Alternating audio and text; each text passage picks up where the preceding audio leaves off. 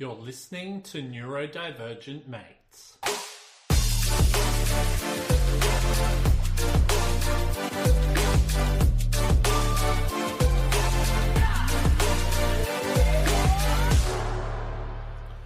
Hello and welcome to another episode of Neurodivergent Mates. I'm your host, Will Wheeler, and today I'm actually joined with my mum. Okay, and we're going to talk about resilience and neurodiversity, a conversation with my mum. So, mum, how's it going? It's going great. Thanks, Will. Look, just before we do start, I might just say, just mind your language while you're on the podcast. You know, none of that foul mouth here. All right. That's usually something I have to remind you about.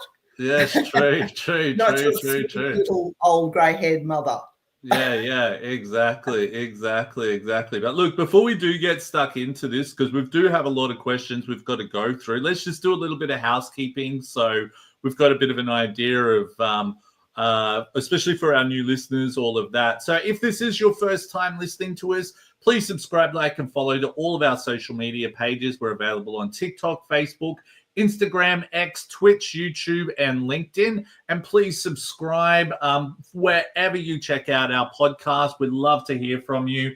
Like what we're doing, rate what we're doing. Anything to help the algorithm would be greatly appreciated. Now, also, too, if you haven't already done so, please check out the work that we're doing with Neurodiversity Academy. You can check that out at neurodiversity.com. Neurodiversityacademy.com. I almost got that wrong. I've said it a million times. And also, too, just a bit of a warning. I don't know. It might not be that bad of an episode, but some discussions may be triggering. It could be triggering for some people. Who knows? Now, if you need help, please reach out to a loved one or call emergency services. We are not doctors. This is a space for sharing experiences and strategies. Now, if you do have a question, please, wherever you're watching it, if you're watching the live session, you obviously won't be able to do this if you're listening back on the podcast or whatever. But if you're listening through our social media pages, feel free to ask some questions if you like. Just put it into the comments whichever social media page you're checking out, and we can go from there. Already got someone who's commenting already. Mum, look at this. My good friend Luli. This is cool, Will Wheeler. No problem, Lily. So a lot of people are excited to have you on board, Mum. What do you reckon? I'm excited to be here, Will. Oh, there you go. It's taken 43 years for me to get here. Well, I didn't start it once I got born. You know what I mean? So it's been pretty crazy. But look, I think probably a big reason why I wanted to sort of get you onto the podcast. I think so those of you who don't know, Mum's actually with Neurodiversity Academy, we're actually getting pretty busy, just taking that next step. We were so exciting times, and Mum's now retired. So I said, hey, Mum, can you help me with the communication side of things? Well, you're probably at first like, I have no idea what that means, but we're sort of training her up to be able to help us with a lot of the cool stuff we're doing with Neurodiversity Academy, get the newsletters out there, everything like that. So when I sort of sat down with Mum and we started to talk about some stuff, she shared some really cool stuff. And I was like, you know what, it'd probably be great to have her on the podcast and we can have a bit of a chat. What do you reckon, Mum? That sounds really, really good. Looking forward to it. Cool. So let's get stuck into this. And so to kick things off, can you share a little bit about yourself and our family? Okay, let's start with me. So professionally, I've done a lot of things. First of all, I used to work in a bank. And then when I got pregnant, and in those days you left your job to actually go home and probably stay at home all the time, but I never did. We then started a business, which ended up being a 30-year business. I became a marriage celebrant during that time. And for the last 15 years, I've worked as a trainer, an assessor, and lastly as a teacher at TAFE Queensland. During that time, I did mentoring and management and leadership and all of those sorts of things. So that's me professionally. You've wrote this down, haven't you? I have. You're reading that off the screen, right? No. I did make notes, though. You know me well. Okay. Long pages of notes. Long pages. Right. Long pages of notes. Hey, I definitely didn't get that from you because I wouldn't be. I can tell you that. So let's talk about our family. So I've been married for over 50 years now to the same person, Bill, and I, in 1982, welcomed our first son, Will, and in 1985, welcomed our second son, Craig. We always just thought we were just a normal family, but we are. We are. What are you saying? I'm just saying that instead of being neurotypical people, we're all neurodiverse in some way. Yeah. So Bill's dyslexic, and was dyslexic in a time when people didn't know anything about dyslexia. They just thought, this kid's a bit of a dummy and can't do anything. So he was never, ever diagnosed, but we do know that he's dyslexic.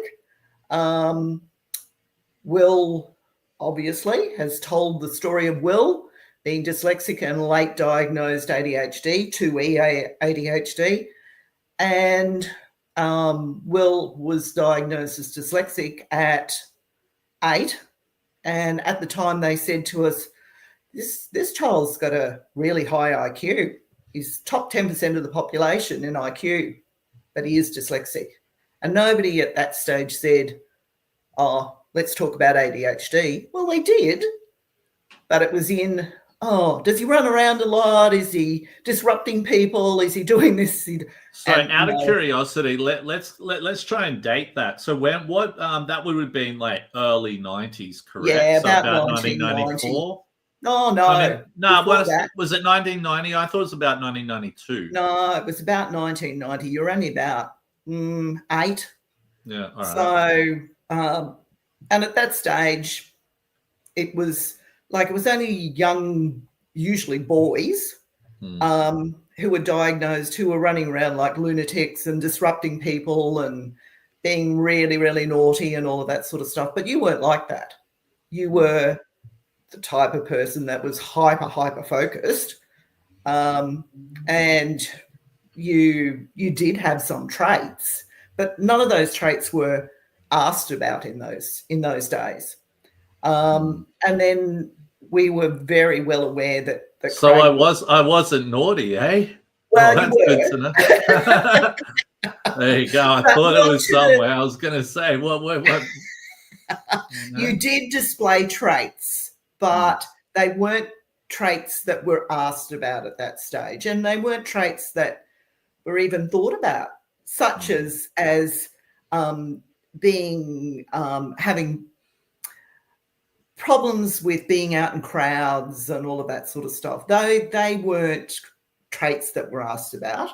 Nobody ever said that. It was more like, are you disruptive, and all of those sorts of things. And no, you weren't.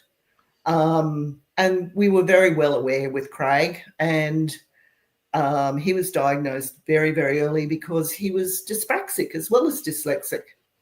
So, and we spent a lot of time going backwards and forwards to the motor clinic.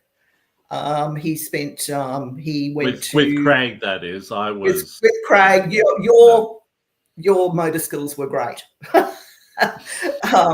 But lots and lots of time going backwards and forwards, and he went to school a year later so that he could develop his skills better.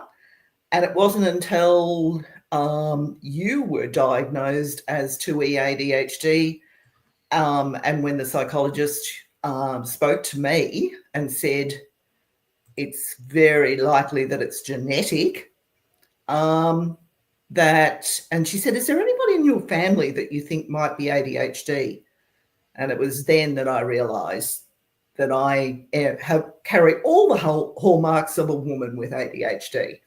And so non-diagnosed, I don't intend to be diagnosed. I've developed strategies over the years to cope with it, but I definitely am ADHD. So that's the story of our family. Nice. But I'm sure we'll probably, we'll be able to fish out a little bit more about that shortly. But yeah, I think especially with, say, my brother Craig. So we know who Craig is, but just for the audience. So my brother, whose name's Craig, completely different. So, absolutely. Whereas Will is always was really fantastic in, he was very physically athletic, very good with fine motor skills. Like, your drawings were way above what they should have been at a young age. Because of Craig's dyspraxia, his fine and gross motor skills were very, very poor. So it's just two brothers, both neurodiverse, but completely different. And I think it's interesting if we think about to Craig, right? Like, we would have never have thought back in the day that, he's dyspraxic. Well, it wasn't a word that was mentioned to us. It was just, no, his fine and gross motor skills are too poor to go to school. It was not a word that was mentioned. It was just, oh, no, he can't hold a pen or a pencil in the right ways and all of that sort of stuff. And if I remember correctly, we used to do all the gross motor skills things out in the backyard. Remember, we had the trampoline and the bricks and the bricks you walked along on a plank, and the feeling balls, the grip ball. The grip ball, and you used to get him out every afternoon and make him do it. Yeah, that's it. Not because I was like, I want to help his motor skills. It was more because I was ADHD. I needed burn some energy. Poor Craig was like every afternoon, oh yeah, okay. Yeah. Exactly. But let's move on from that, and let's look at this. So, thinking back to when I was little, what were the biggest challenges you faced as a parent of a neurodivergent child? I really think that the worst thing was the not knowing. That was the biggest challenge. Not knowing why your kid was not able to do the things that are, because like you weren't even diagnosed as dyslexic until you were 8.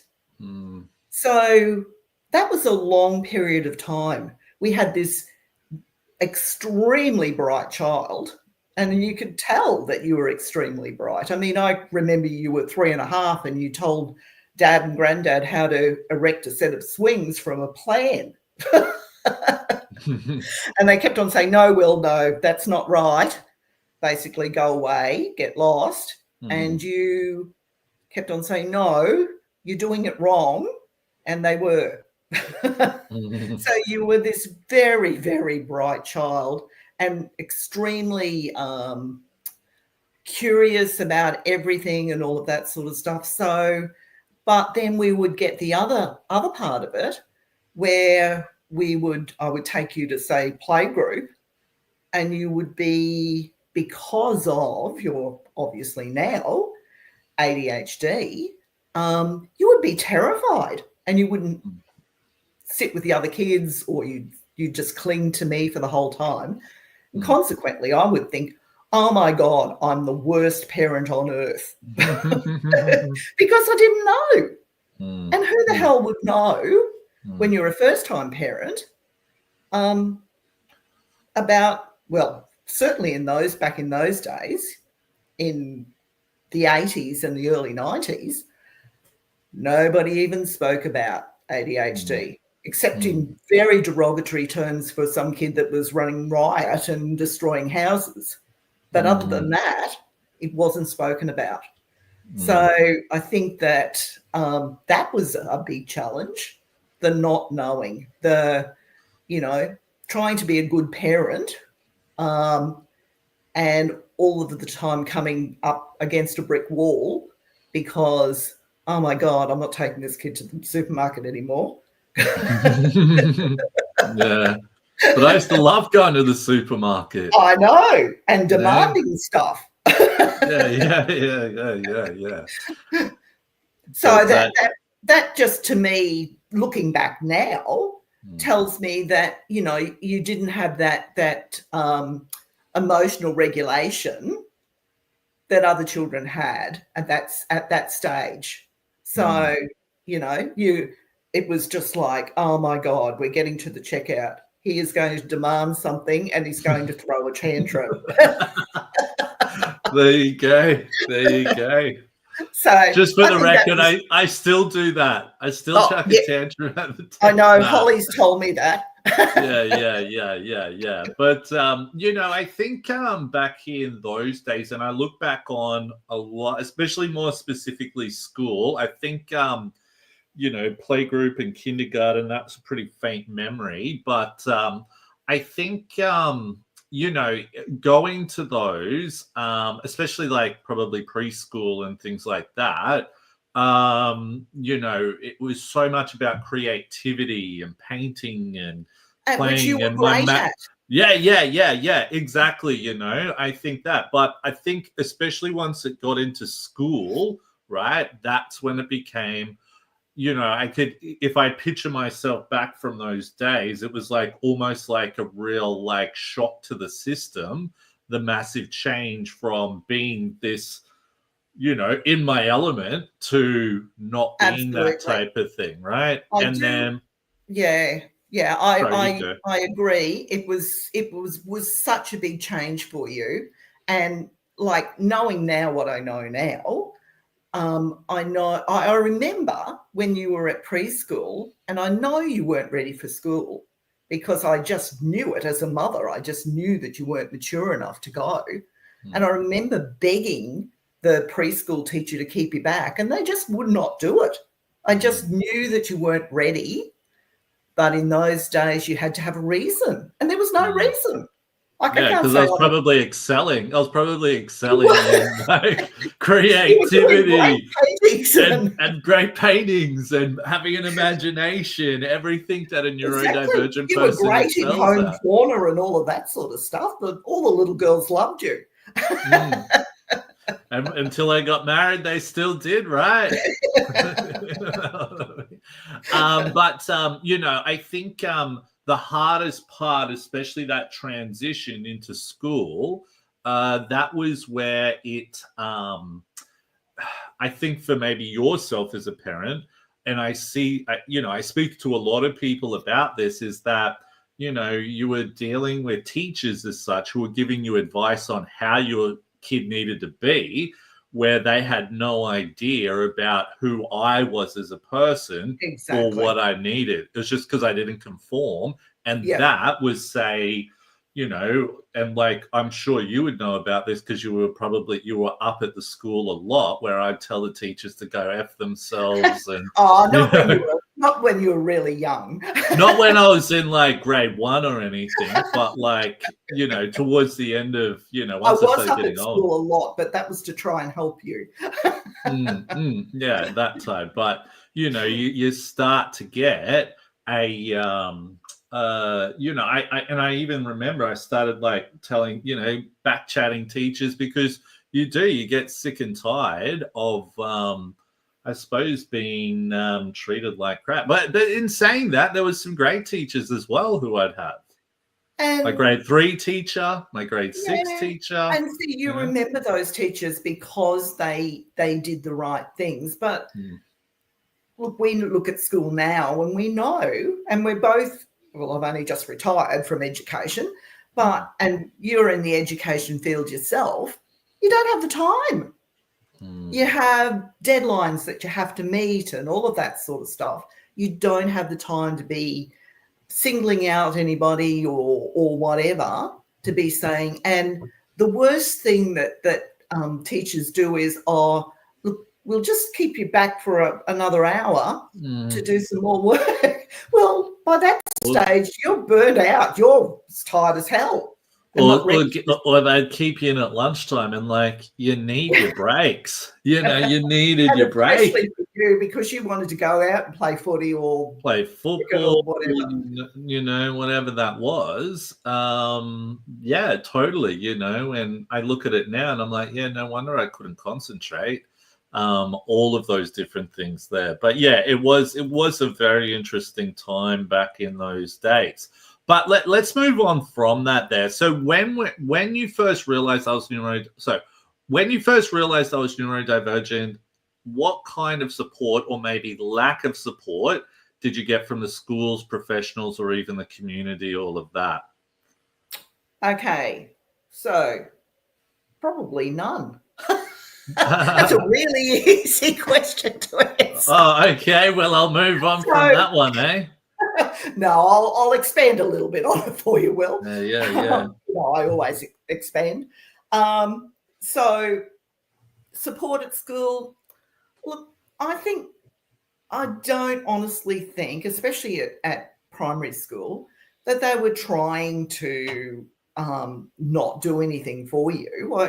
I think that there was some people who really wanted to do. But every year I would go up at the beginning of the year, I'd present all of the million pages of reports that I had and say, look, you know, he's dyslexic. But he has an IQ of the top 10% of the population, so he's a very bright child. Look, anything that I can do to assist in the classroom, I will do. You know, he's had everything given to him ever since he was born in terms of reading and all of that sort of stuff. But he is dyslexic, and this is, you know, it's not good at reading or writing.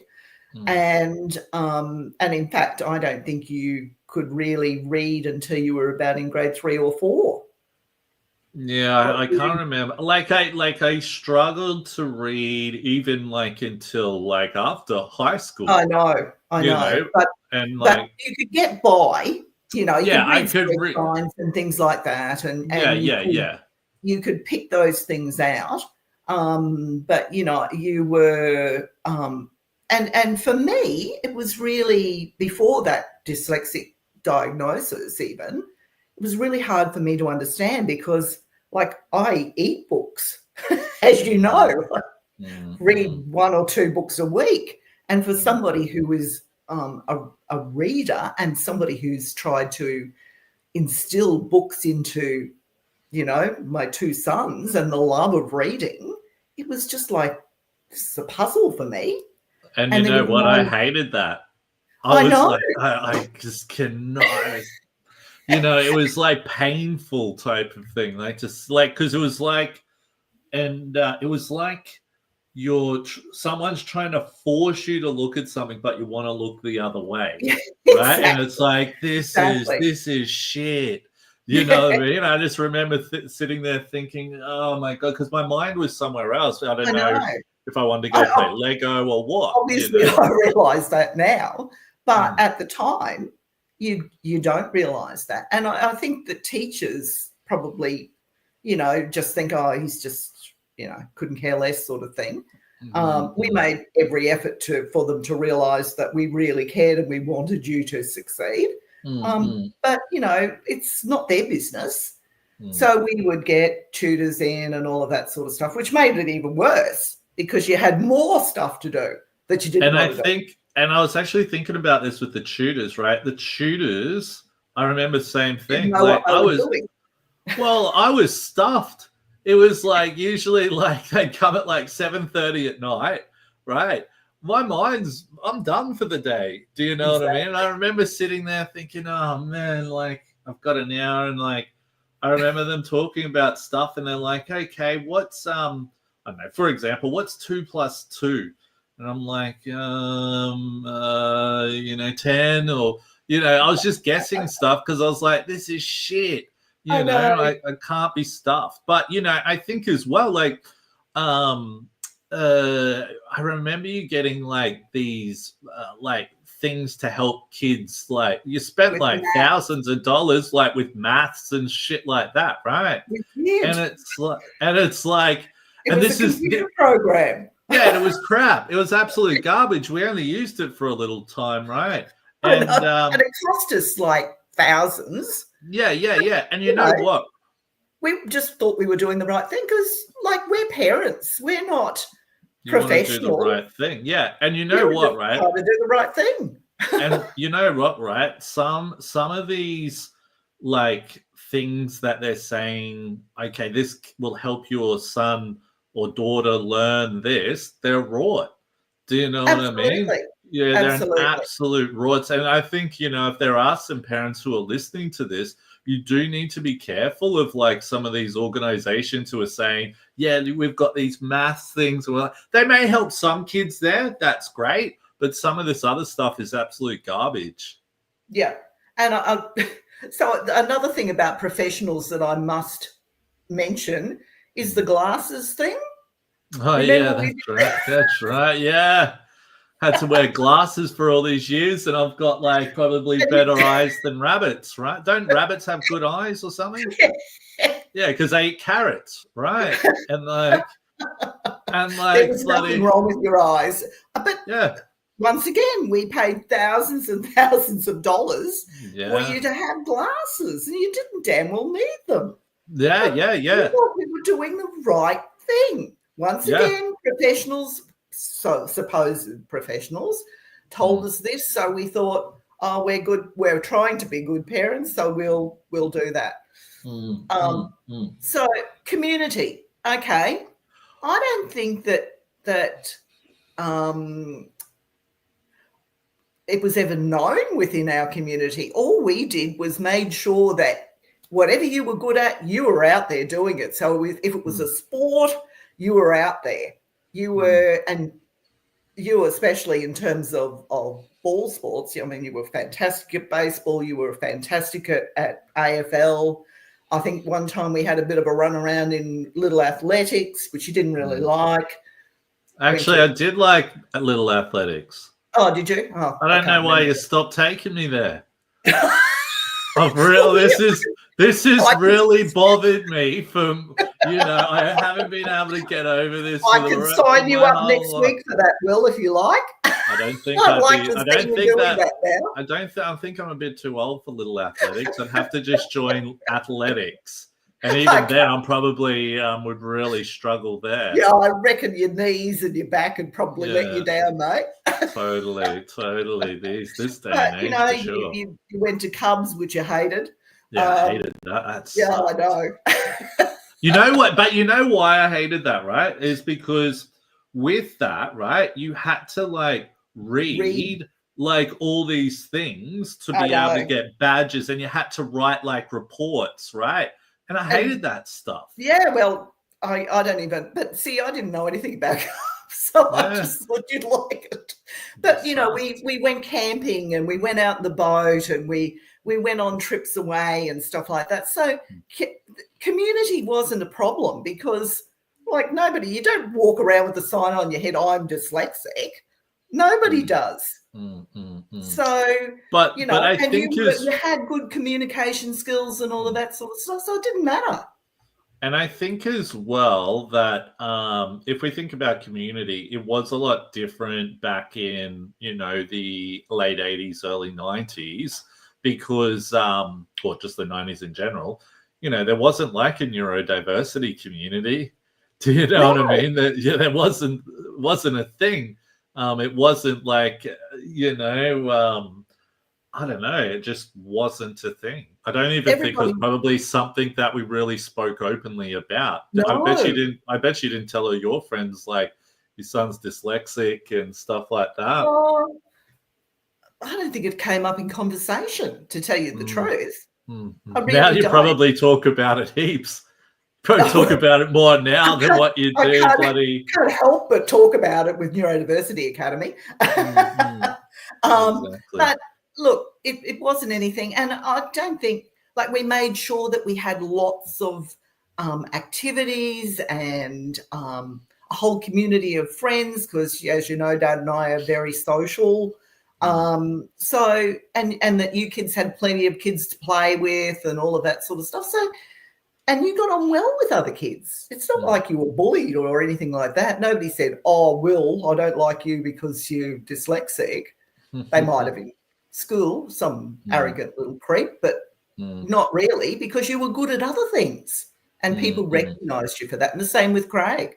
Craig was always a lovable, lovely person that everybody liked. And, you know, so it didn't really matter. So community wasn't really a problem, I don't think. Yeah, no, it's actually really interesting. But over the years, what approaches or strategies did you find the most helpful in supporting me and obviously Craig as we grew up?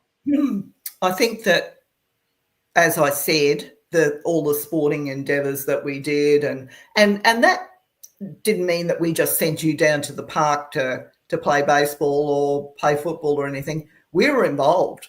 We were there. We were the managers and the coaches and all of that sort of stuff. We were physically involved in everything with you. So that was a good strategy because I think that you and Craig knew that we'd back you up no matter what. No matter what happened, we would be there for you, and we were always surrounding, not suffocating you, I don't think. I hope not. But they were strategy. But I don't even think that we put those in place knowingly. I think it was just these kids are good at this. They like this. They like to have mates around and all of that sort of stuff. So, but you know what, right? And this is sort of going sort of different direction with this now because, that was that stuff. But probably some strategies that you probably didn't realize is like you guys did always make us work pretty hard. Remember, did. like we were like scrubbing around, like, you know, toilets with piss around them and all of that. Right. And like we really had to work and hard. And part of that was you were both employed from when you were 14 by our company, which was a commercial cleaning company. And I can remember distinctly saying to both of you, don't think you're getting a job with us if you're not going to be as good or better than the people we employ. And you stuck to that. You could work the staff into the ground. And it also taught you lots of other things. It taught you that money doesn't grow out in the backyard on a tree, for a start. You both had saved up for cars by the time you were ready to drive. You were able to save. You both had bank accounts, and you did all of those sorts of things. They were non-negotiable things that you did. You knew how to budget. You know, all of that. You knew how to be flexible and all of those sorts of things. And I think you also developed, I mean, I don't want to be big-headed here, but I probably am. But I think that we were good role models because you knew how to speak to people, that you developed empathy and kindness because that's the sort of people that we are. And I think that they're strategies that you have to put in place. You can't be going around saying, oh, poor us, our sons are neurodiverse. It doesn't work that way. You just have to live your life and live it to the best way that you can. So they were the sorts of things that we put in place so that you could live normal, everyday lives. Because if you can't do that, if you've got somebody who's suffocating you all the time doing things for you, you'll never be able to get out there and do your own thing. I think especially with what I'm working towards now with building the company, which is not an easy task, you know, I'm able to take a lot of that stuff away and sort of go, damn, I never want to be in that position again, type of thing. But like the robbing Peter to pay Paul situation of having a company and all of those. But like, but I think as well, like I was able to learn probably not to go in the, and this isn't any a dig at you guys or anything, No. but see a lot of the, I suppose, the mistakes you guys made, right? And that's not like a bad thing, right? No, because everybody, we know that all good processes in a business are built from putting out fires and making mistakes. Yeah, and I think from that, seeing that from a young age, I was able to go, oh, okay, well, let's not do that. Let's try, to be able to get to this, we need to do this and that. And, That's right. I think those are have been real key things that I've been able to bring into especially what I'm doing now, probably even with what Craig's doing, he's really good with people. And I think that's what people really gravitate to with him. Yeah, so, absolutely. that works really well there, But look, moving on from that, now, were there things you tried along the way that didn't work or things you'd wished you'd done differently? I think, we've touched on the tutors, which I would never have done again. That was absolutely a waste of money. And money, I've got to admit, we didn't have. We really had to save for all of these things. And I remember paying off the maths course over like a 2-year period or something. And it was used for like 3 weeks. That certainly didn't work. And since over the last few years, and certainly since, you've developed Neurodiversity Academy and been so involved in this, certainly I've done lots and lots of research, and lots of research because of students in my TAFE courses and in my training courses over the years. The amount of dyslexic people and ADHD and autistic people that I've had to develop ways that I can assist those people. And I think I really have researched, I don't know why, because you're well and truly grown up now, but about homeschooling. I think that maybe there is a place, because homeschooling has developed so much more in the last, and in fact, there's a huge amount of not just neurodiverse children, but neurotypical children who are in homeschooling. And I think that homeschooling has developed so that it's not just mum with a couple of kids sitting in a room. It's now developed into there's whole sporting activities that include homeschoolers. I went to a sewing course a couple of years ago, and every afternoon the lady is just rushed off her feet with homeschoolers learning how to sew and do creative activities and all of that sort of stuff. So there's much more to it than there ever was before. My only concern is that when you integrate into higher education, as in, doing a TAFE course or going to uni, that homeschoolers may not have the skills that they require in terms of communication skills to be able to do that. But it's certainly something that I would think about if I was going to. I think as well that school, and you guys spent a lot of money on us to go to a private school, and I look back at it now and I think, oh, maybe you probably could have spent that money a little bit better. You know what I mean? I could have been going on overseas holidays, Will. Yeah, exactly right.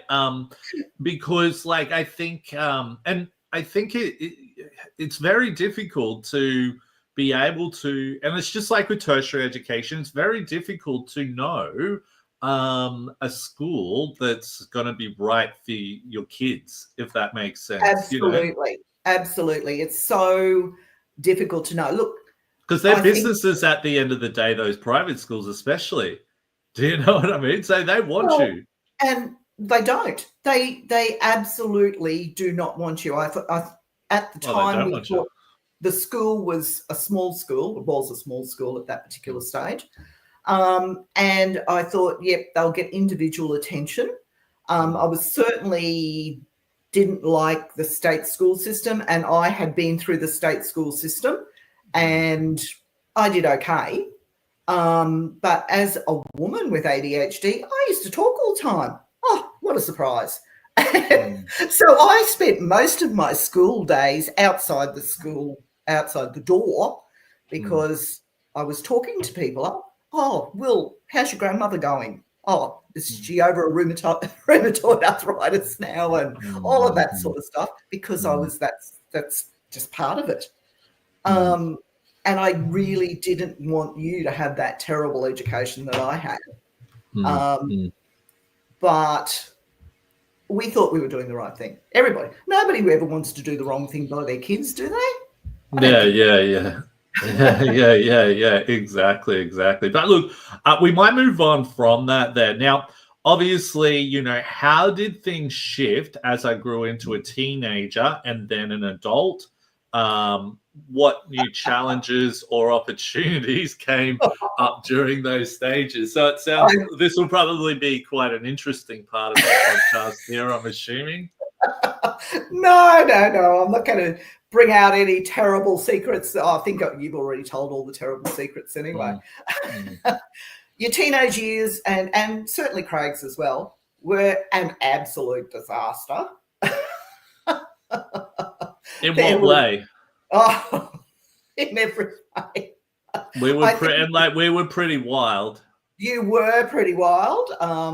And up until you were both of you, about, I don't know, 13 or 14, you were okay. But after that, between about 14 and, I don't know, 22 or 24, you were, absolute disaster. If the phone would have rung and said that you were in jail or that you'd been in a terrible car accident, I wouldn't have been surprised. There was lots of poor choices taken. I don't know whether you want to go into that yourself, but I totally agree. But they were pretty awesome times as well. You know what I mean? Lots of poor choices. But I think you always knew that we were always still there anyway for you, no matter what. One thing I will say. How many times did I go down to the pub to pick you and Craig up from the pub? Yeah. No, but I probably will say, right, probably, and, you know, and we've even discussed this over the years, is that probably, especially once we started to get into the late teens, early 20s, sort of things like that, I would say that you guys probably still do a lot for us, maybe too much, if that makes sense. So it was like, Will, you got to pay your bill, or Will, have you made sure that the registration's sorted? You know, all these types of things, right? So, you know, I think, and it wasn't until I really turned around and said, well, you know, stuff this. I'm going traveling for a while, and moving overseas. That was certainly the best thing that you ever did. You grew up. You absolutely grew up. Yeah, you know, and I sometimes think, especially with, and I see other parents who are exactly the same, sometimes just letting go is sometimes probably a good thing to help, you know, people like myself. It absolutely is. And it actually was good for Craig as well, because you were overseas and he had to stand up. He didn't have you then as the backstop. Oh, I don't know. He was the backstop for you. He was the one picking you up most of the time. But it meant that he had to stand on his own 2 feet as well. And that was good for him, you know. So that was a time of both of you growing up and looking for new opportunities. I think at that stage he was still an apprentice or just coming up to the end of his apprenticeship. You'd had a good job but knew that it wasn't where you wanted to be. And you decided to go overseas and spend a year overseas, which to us was the longest year of our lives. We really, really missed you, but we really knew that it was the right thing for you to do. And but you didn't realize it until I got back, correct? what? That it was, no, we didn't. We didn't. Yeah. We thought, oh, yeah, he's having a good time and all of that sort of stuff. But, you know, that was the time that you actually learnt to read a book and all of those sorts of things that you hadn't done before because you'd had time on your hands to do it. And it was a time that you realised that, hey, I can't just get jobs anywhere. You really had to go out opportunities. Yeah. And you know, new opportunities. When you came back from overseas, you had a new opportunity then to get into training, and you took that opportunity. And I think that's led you to the next part of your life. Oh, it's definitely led to Neurodiversity Academy, I can tell you that much. You know. And you've had some bumpy roads professionally with that, with, you know, all of the different training jobs you've had, but you've moved around the country, you've developed much better life skills and all of that sort of stuff, and professionally you've just developed incredibly. So and you studied as well, which you you studied, which you'd never done before. Yeah. I think probably the hardest thing, and I sometimes think about this, is that maybe at that earlier stage of my late teens, I can't, like, it's hard to think if I would have taken it up or not. You know, if I had some type of a mentor in place or something, would that have helped? Or because I think the hardest thing when I think back to those days, and it's really hard to see it as a young kid because you see people, you know everything. Well, you know everything, but like you don't see how someone can have a negative effect on you, right? Yes. So it might be so like for you, it was you wanted to be one of the cool kids, so you developed friendships with the cool kids who weren't always good for you. Yeah. Something like that. Yeah, probably, you know, I probably look back at a lot of people I did hang out with back in the day, and I think I was probably masking when I think about it. I think I was trying to be someone I wasn't, type of thing. Yeah. That was that, and then really, what's the word I'm looking for?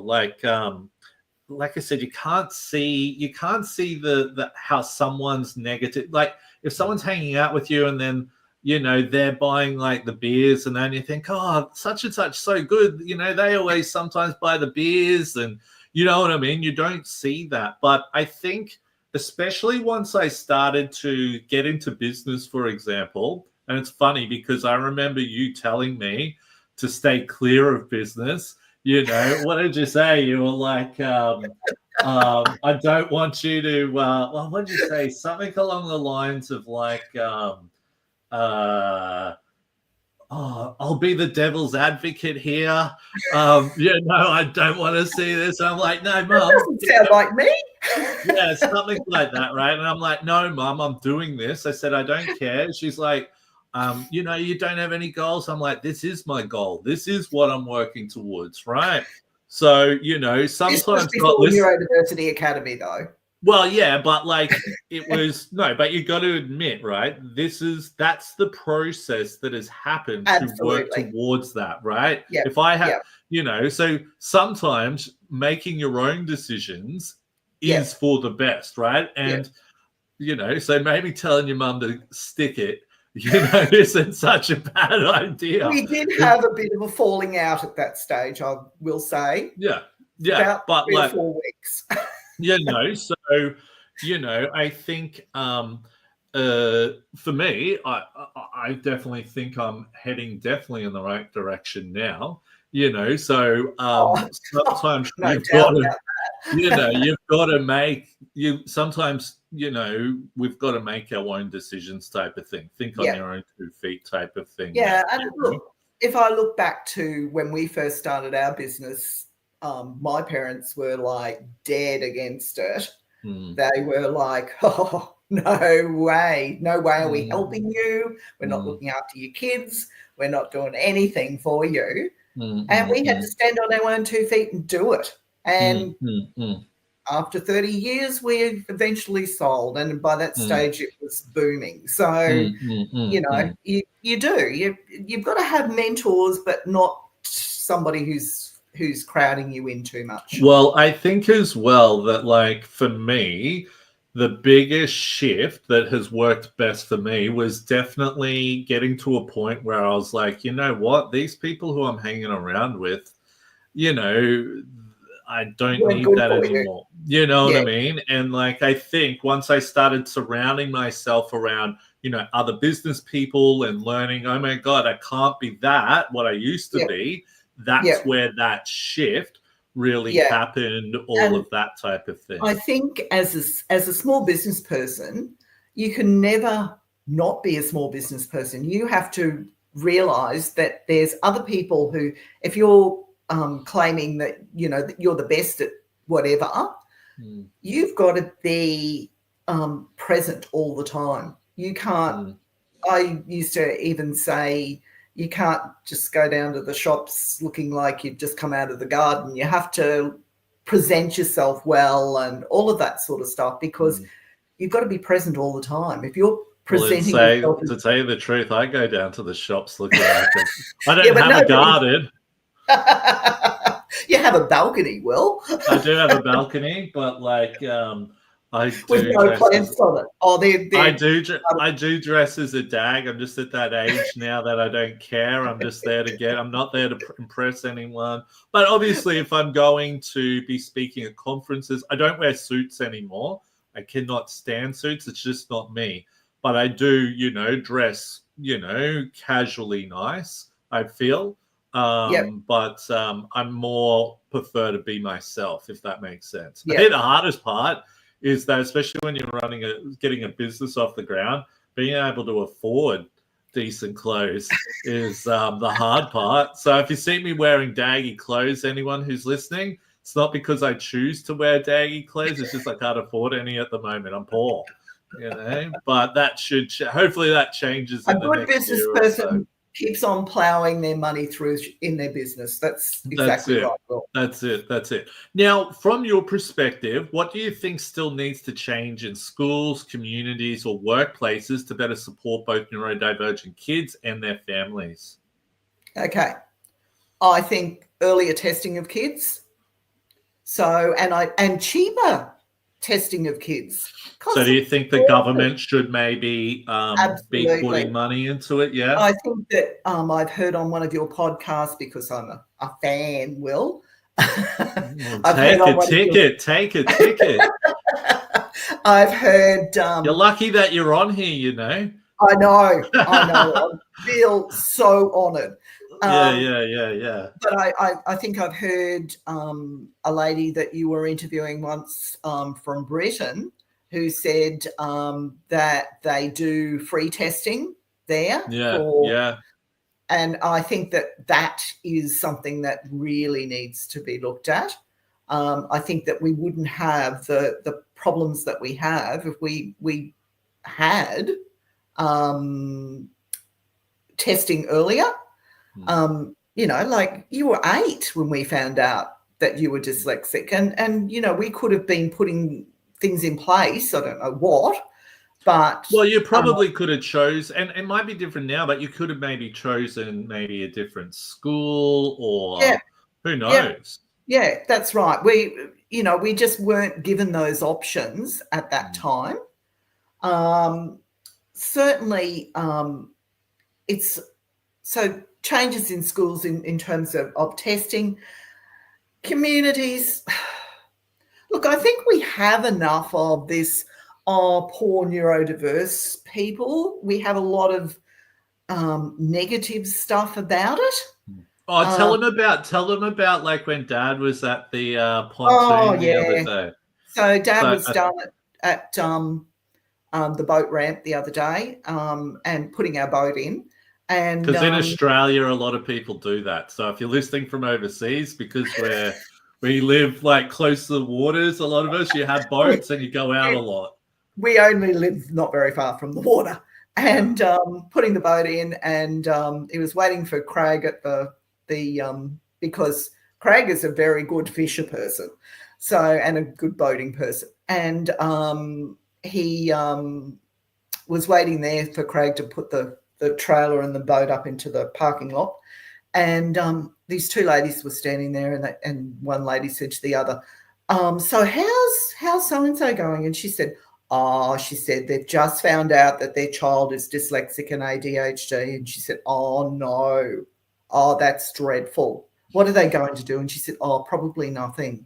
And I thought, and Dad went, I didn't know what to say. He said I couldn't say anything because I wasn't even in the conversation. But that's the type of thing that happens, that there's so much negativity. Just don't understand it, I think. Sorry? They don't understand it. They don't have any concept whatsoever. There's, the thought is that if you have a neurodiverse condition, that you must be intellectually disabled. That's how it goes. And it needs to have more people like you, Will, and more, certainly I've been an advocate for many, many years, speaking out and saying, no, well, hey, it's not like that at all. It's just that neurodiverse people are a little bit different, that their brains are we're wired differently. Wired differently. We think and differently. That's not anything to excuse yourself from. I mean, our whole family have done extremely well. The whole time that we've been a family, we've done extremely, extremely well. And had really, really good jobs and, good education and all of that sort of stuff. So the community needs more education, and workplaces. Look, I think that once again, we've got a tick and flick society where we say, and you would know this, Will, where we say, oh, yes, we've got a diversity policy. Oh, look, there's Beryl with asthma, and Fred's got 4 fingers. Oh, well, he's a diverse person. And we don't take into account the other wonderful people that we could be employing, and lots of neurodiverse. Like in my whole of my career, I didn't know until I didn't realise until Will was 40. So, but I never disclosed that I thought I was ADHD, and certainly Dad, in all of his years of working, never said he was dyslexic. He just covered it up. Thing. Yeah, he just did his thing. He was good at his job. He was a great communicator. Everybody loved him. So he just did his own thing. And I think that's the thing, when you can really find that strength and really work to that strength, that's where you'll really excel in your careers and all of that type of thing. Exactly. Exactly. So yep. Lots of great stuff there. But look, pretty much we've almost spoken for an hour here. So finally, what advice would you give to parents today who are just beginning their journey raising a neurodivergent child? Look, I can't say anything but except love your kids. And let them know that they're not just bad kids at some things, they're great at other things. That's what it's all about. Is encouraging. You didn't tell me that when I used to get my report card from high school. I remember you ripping me a new one. Didn't say that crap back then. I remember the parent-teacher meetings where I used to, you'd spend all this time talking to the teachers, doing this, doing that, and then they'd tell you how stupid your kid was, and I'd walk home from school to home crying my eyes out, absolutely crying my eyes out. Don't do that, because your kid is your kid and you're going to love them. You're going to love them no matter what, and it's just finding what they're good at. And look at Will. He's found what he's good at. He's fantastic. My other son, Craig's fantastic at what he does as well. So just love your kids and just support them no matter what. So that's all I can say about raising a neurodivergent child, because they're just the same as any other child. They're just a little bit wired, a little bit differently. And if they're a neurodivergent child, probably somebody in your family is neurodivergent as well. Yeah. So cool. Well, look, Mum, I better let you get back to it. What's the plans for the rest of the evening? Look, I might watch some Netflix. What are you watching on Netflix at the moment? Look, I'm watching. I go from show to show because I'm ADHD. Well, yeah. So I watch an episode of one show and then go, oh no, I'm a bit bored with that. So I might go over to another show then, and then I might watch some YouTube. I watched a very interesting documentary on people's skeletons being made into having their whole faces remade so that they could be identified. Oh, okay. So people who have been like murdered or something like that, right? Yeah. So that was very interesing. So so that's what I'm going to do tonight. And I might read a book at the same time. A little bit morbid there. So anyway, and do some knitting at the same time. Do some knitting. Great. Well, look, Mum, thanks so much for coming on the podcast. Finally got you on there. I think a lot of our listeners will appreciate probably hearing a little bit from yourself about myself, so they know I'm not lying, so it is real. Okay, and they can see that this is what neurodiversity looks like. That's it. Neurodiverse people. That's it. But look, thank you so much. And for anyone listening, if you haven't already done so, please subscribe, like, and follow to all of our social media platforms. Also, please subscribe to our newsletter through neurodiversityacademy.com. But really, that's pretty much it. Thank you very much. And until next time, my name's Will Wheeler, and this is Neurodivergent Mates. Thanks very much.